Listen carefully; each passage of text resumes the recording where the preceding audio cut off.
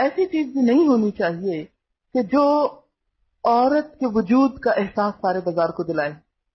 مثلاً تیز خوشبو، کہ خوشبو لگا کے عورت جہاں سے گزر رہی ہے تو ایسی خوشبو ہے کہ ہر ایک کو پتا چل رہا ہے کہ یہاں سے فلاں عورت گزری ہے.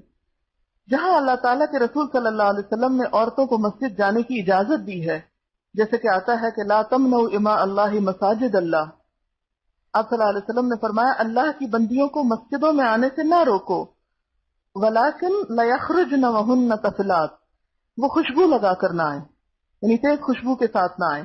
اگر ایسی خوشبو سے پاؤڈر وغیرہ ہے یا ایسا ہلکی سی خوشبو ہے کہ جو آپ نے اپنے جسم کے اندر والے ایسے حصے پہ لگا رکھی کہ جو باہر نہیں پھیل رہی، صرف آپ کے اپنے حصے تک محدود ہے، وہ تو اور بات ہے. لیکن کوئی ایسی خوشبو جو گاڑی میں بیٹھے ہوئے ڈرائیور تک پہنچ رہی ہے یا نیچے اتر کر سڑک پہ چلنے والوں کو پہنچ رہی ہے تو اس سے بھی منع کیا گیا، اور بڑی سختی سے منع کیا گیا.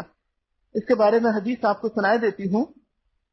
ابو داؤد کی روایت ہے، ایک عورت مسجد سے نکل کر جا رہی تھی. حضرت ابو ہریرہ اس کے پاس سے گزرے. انہوں نے محسوس کیا کہ وہ خوشبو لگائے ہوئے ہیں. انہوں نے اسے روک کر پوچھا، اے خدائے جبار کی بندی، کیا تو مسجد سے آ رہی ہے؟ اس نے کہا ہاں. بولے، میں نے اپنے محبوب ابو القاسم صلی اللہ علیہ وسلم کو یہ فرماتے سنا ہے کہ جو عورت مسجد میں خوشبو لگا کر آئے اس کی نماز اس وقت تک قبول نہیں ہوتی جب تک وہ گھر جا کر غسل جنابت نہ کر لے. یعنی اس نے مردوں کے احساسات کو بھڑکانے کا کام کیا. اسی طرح خاص طور پر بازار میں جاتے وقت تو تھوڑی سی خوشبو لگانے سے بھی پرہیز کریں، کیونکہ اس میں بازار بہت قریب قریب آ جاتے ہیں نا مرد. اسی طرح یہ آتا ہے کہ جو عورت عطر لگا کر راستے سے گزرے تاکہ لوگ اس کی خوشبو سے لطف اندوز ہوں، یعنی وہ اتنا اسپرے کر کے گزری ہے کہ لوگوں کو محسوس کروا سکے، تو وہ ایسی اور ایسی ہے.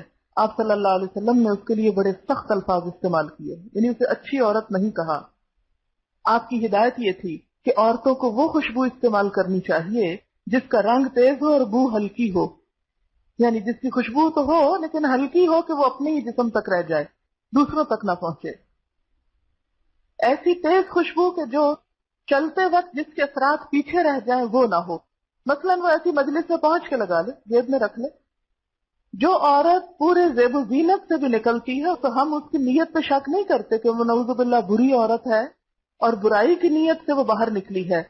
بعض اوقات ہماری نیت تو بہت اچھی ہوتی ہے لیکن جو مرد ہیں ان کی نیتوں کو ہم کنٹرول نہیں کر سکتے، ٹھیک ہے نا. لہذا اللہ تعالیٰ نے جہاں مردوں کو حکم دیا وہاں عورت کو یہ حکم دیا کہ تم ایسا کام نہ کرو کہ جس سے دوسروں کی نیت میں خلل آ جائے، ٹھیک ہے.